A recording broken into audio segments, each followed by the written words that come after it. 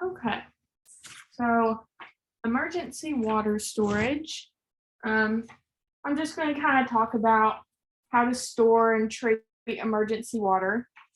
I know that's a pretty relevant topic right now, considering all the flooding around. So this presentation is kind of question and answer. So any answers to my questions are highly encouraged. So why do you think you should store emergency water? And anybody can chime in and say anything.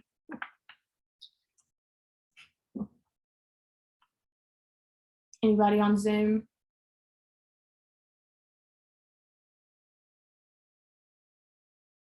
Paxton? So for the recent floods that we've had.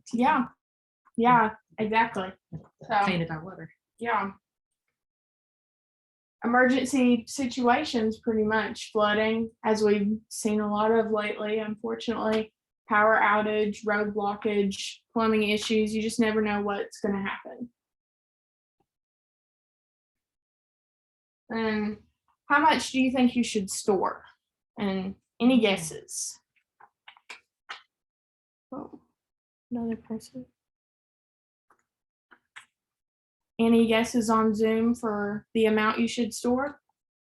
The water you would require for a day. Yeah. So for food preparation and drinking, it's a quart of water per person per day. That will sustain life. But a half a gallon to a gallon per person per day is more comfortable. And an additional half gallon to 1 gallon per person per day is recommended for personal hygiene and dishwashing.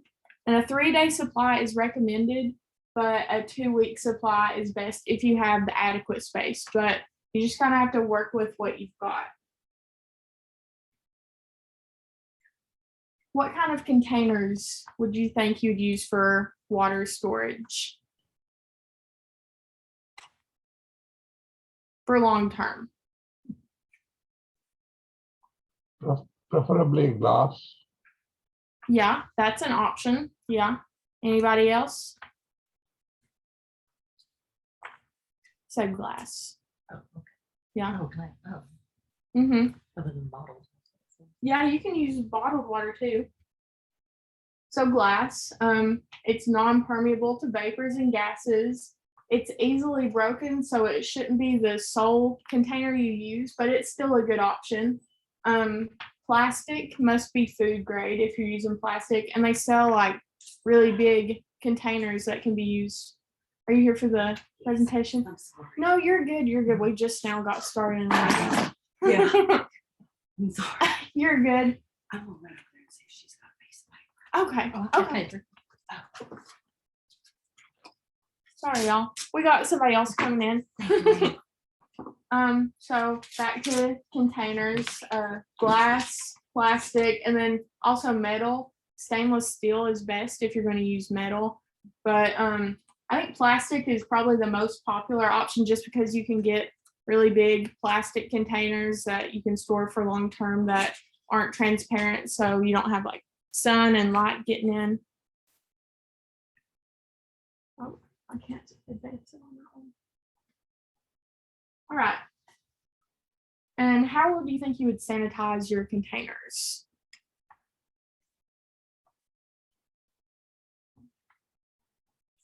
Anyone? This is all just question and answer. So if you have any, Is it like sanitizing can jars, like you boil them? yeah, you can boil them. Yeah. You want to use Actually, Good. you can. That's kind of what is recommended. So warm soapy water and rinse, just kind of like your normal dishes. If you're using a container that previously held food or beverages, you have to pay special attention to make sure you get all of that out.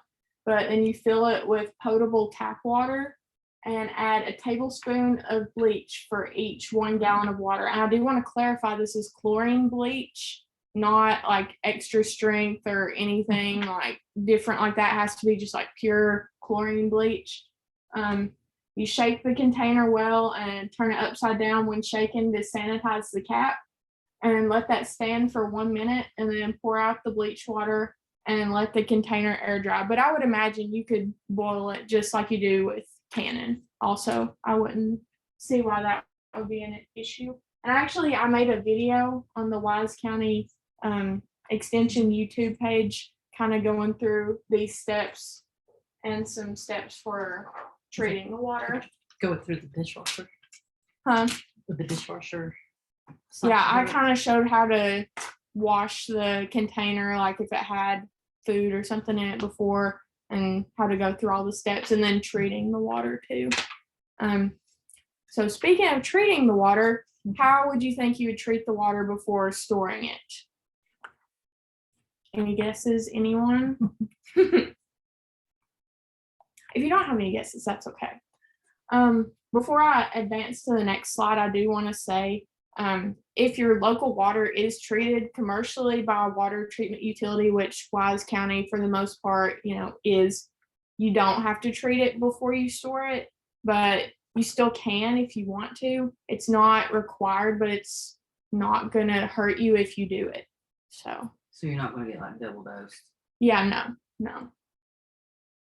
This is like the swimming pool water. And there's I know several chlorine, that's what I'm thinking. there's several ways to treat the water. Heat treatment, you fill the jars with water, leaving an inch of headspace and attach 2-piece metal canning lids. You're basically just canning the water like you would anything else. Fill the boiling water canner half full with water and preheat to 140 degrees. Place jars into the water bath, add more water if necessary, so jars are covered by 1 inch of water. When water returns to a rolling boil, process the jars for 20 minutes.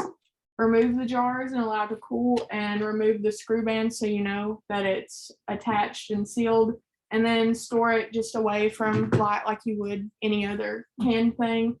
And canned water will often have a white mineral ring like at the water level, but that's normal. That's just from the chemicals and stuff in it separating. But then I keep forgetting I can't advance it on my computer. I have to advance it on this other one. Okay. Chlorine treatment, and this is treating it with bleach. And like I said, you don't necessarily have to do this before storing water that you're getting like from your tap. But use fresh chlorine bleach, and bleach can lose half its strength after 6 months, so it's important to use fresh bleach, and it has to be chlorine bleach, like I said, not any other kind of extra strength or no splash or anything like that, just pure chlorine bleach.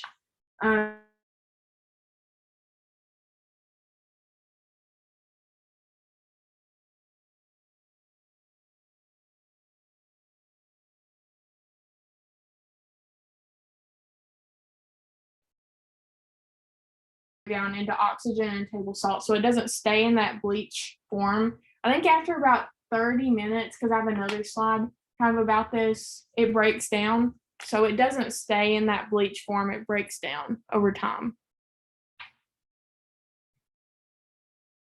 And then, where do you think you should store your water? I kind of already gave the answer to this away, but anybody? Cool, dark. Cool, dark, yeah. I was gonna say, Away from basement light, stuff. yeah. Same as anything else you would store over time. Clean, dry place off the ground, away from sunlight. Plastic is permeable to certain vapors, so store away from gasoline, kerosene, pesticides, things like that.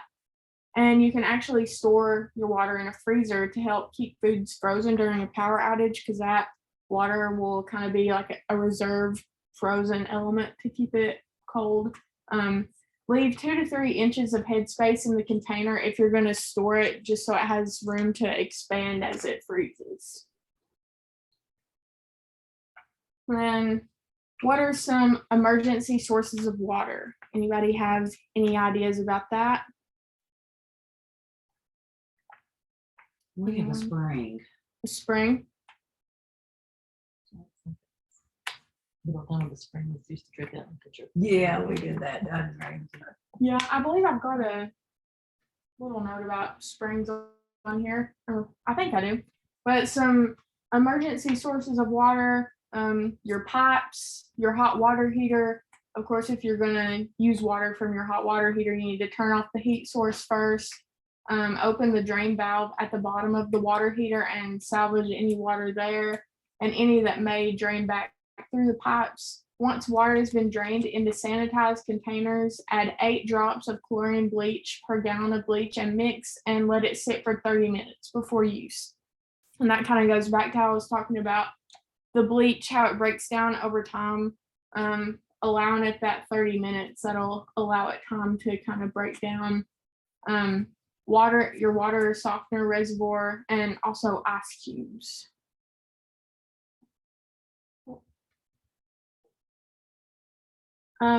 Only use water from your toilet tank, waterbed, or swimming pool as a last resort and treat these sources as non-potable.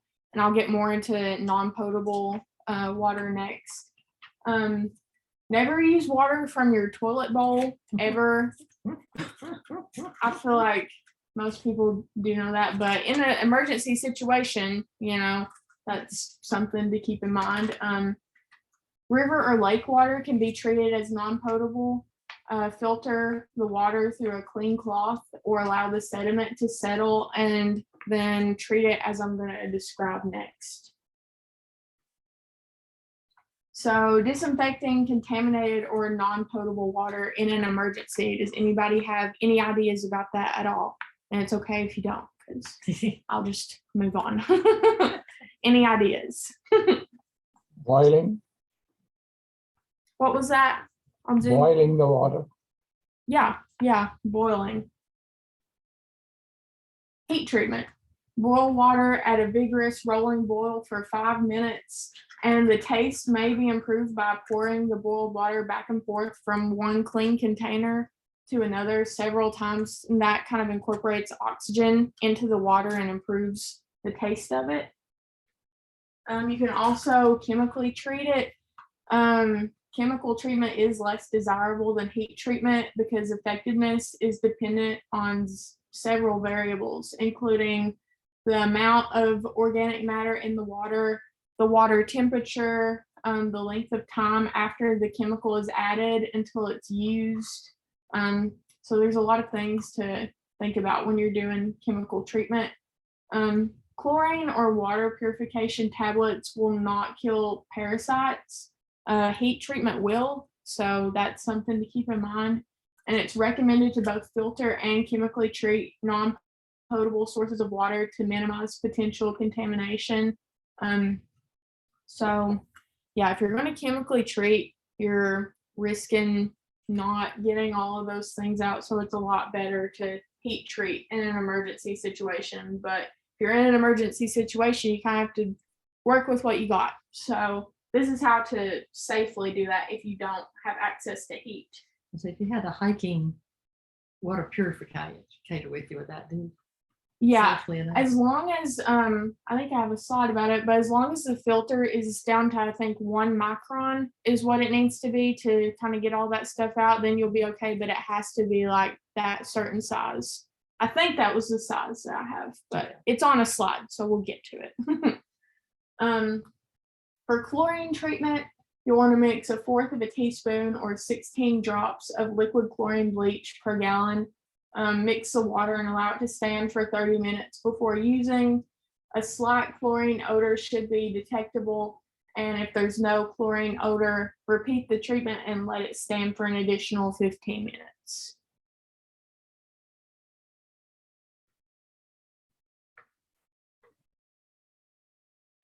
Water purification tablets. There are different types of tablets available. Always follow the manufacturer's directions and allow sufficient time for the chemical to work before using. And check the label for an expiration date. Most tablets expire within 2 to 5 years when unopened.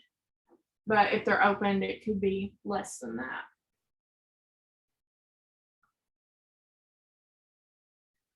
Okay. This is where I got into filters. Commercial water filtration units. You can filter water if you have a filter that filters down to 1 micron.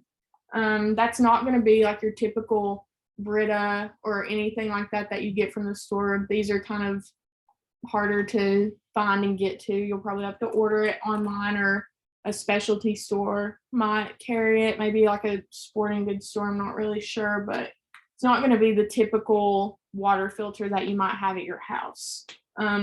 These are not recommended to filter large volumes of water or water with a lot of sediment. If your water has sediment, like I said, run it through the clean cloth and go through that process.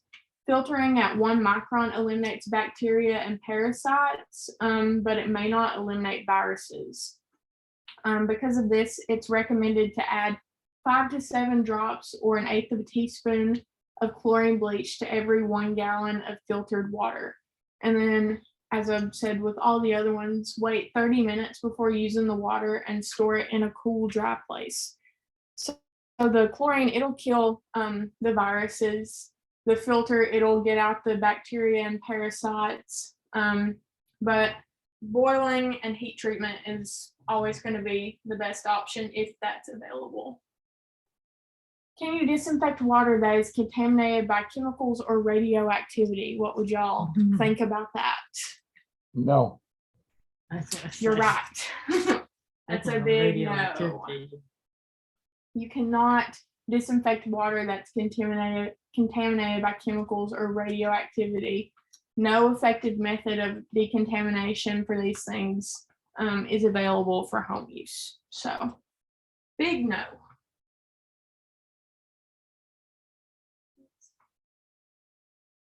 And you also may be wondering, can you just store bottled water? And like I said before, the answer to that is yes, you can. But it's important to note that bottled water isn't considered safer than tap water. So don't feel like if you're storing tap water, it's not going to be as safe or as clean as bottled water, because it's pretty much the same. So just do whatever works best for you.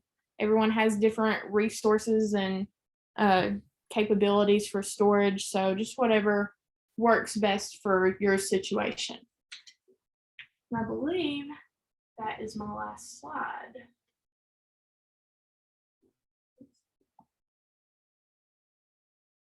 I don't know how to stop sharing. I'll let you have it. I struggle with this technology just a little bit. Does anybody have any questions or anything you want to add? Do any of y'all already store emergency water and have anything to add to what I've already said? Anyone? if you have power supply, can you use water from dehumidifiers and air conditioning equipment? Yeah. You would just go through the steps that I talked about, like with the hot water heater or anything like that. And I'll send y'all these slides if you want. I think I already have most everyone's emails, so I'll send out the slides just so you have it on hand. I can also send the resource that I got my slide information from. It's from Utah State Extension. It's a really good resource, and it actually goes into detail about a lot of other like food storage and stuff like that. So I'll send that out as well, just so y'all have everything. You said Utah what? Utah State Extension, and they're really good out there because they do a lot of the preparation with the Mormon faith and everything. So their information is really good. I didn't hear Dr. Vega's question on where, but what about the dehumidifier water? Yeah, that's what he was That's what he asking. was Yeah, asking about. yeah. You can use it, but you can. Yeah, just go through the same process of purifying it and stuff. And That's what I was. yeah. I have a question. I don't know if you might know this or not, and I'm here twofold. One, I work for the county EOC, and two, I have a farm. So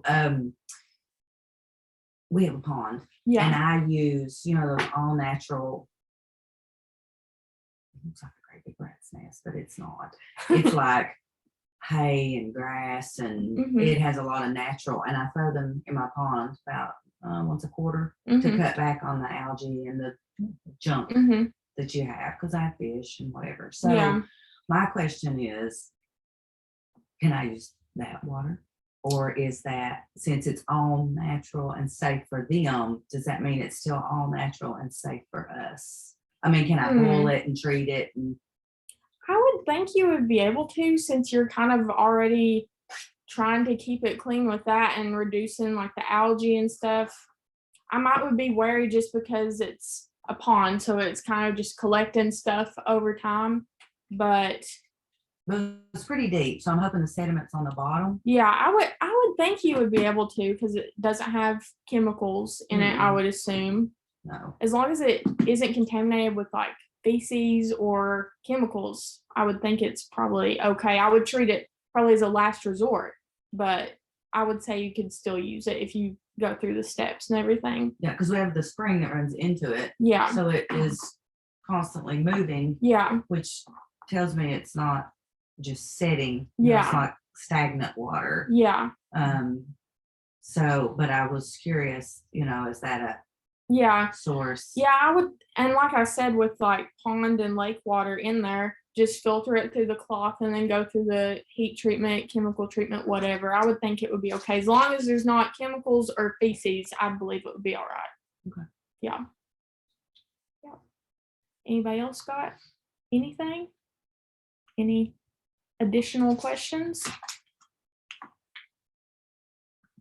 All right, well, if nobody's got any more questions, I appreciate y'all joining the Zoom, and it'll be the same link tomorrow and the rest of the week. So every day at 9 o'clock, just hop on Zoom with us. I believe tomorrow's gardening after a flood, and kind of how you can use your garden products after a flood and what you can still consume. So should be pretty good. So thank you all, and I'll see you all tomorrow.